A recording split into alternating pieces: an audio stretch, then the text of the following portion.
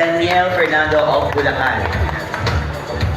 Thank you very much for your generous introduction on behalf of the People's Governor. May kabigatan po pala ito, ibababa ko muna.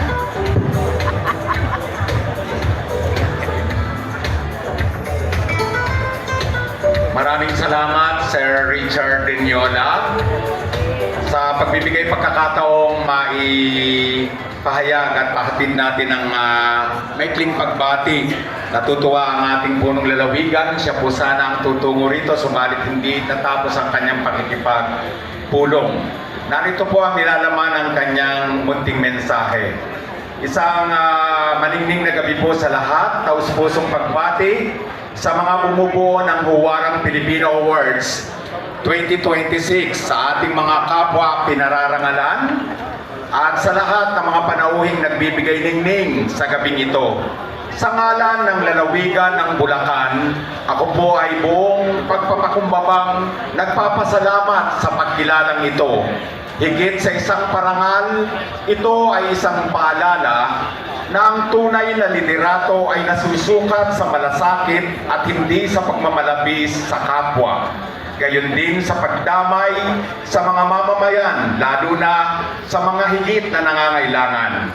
Iniaalay ko po ang karangalang ito sa bawat mamamayang Bulakenyo na patuloy na nagsusumika para sa mas magandang kinabukasan. Kayo po ang tunay na huwaran.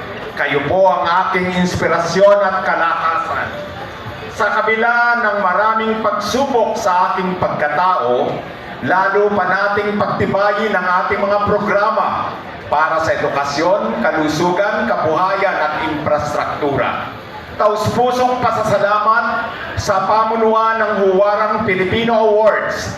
Salamat po at pagbibigay pansin at malaking paniniwala sa aking tunay na pagkatao sa pamamagitan ng pagpapahalaga sa maraming taon ng aking tahimik na paglilingkod sa ating mga kababayan. Sa ngalan po ng nag-iisang The People's Governor of Bulacan, Governor Daniel Ramirez Fernando, ang lahat ng papuri at pasasalamat ay itinataas natin sa poong may kapal na siyang pinakamakapangyarihan sa lahat. Maligayang bati, mabuhay ang Huwarang Pilipino. Marami pong salamat at maringal na gabi sa ating lahat. Thank you so much, sir, and thank you so much, Governor Fernando, for that beautiful message all the way from Bulacan. That's Sir right.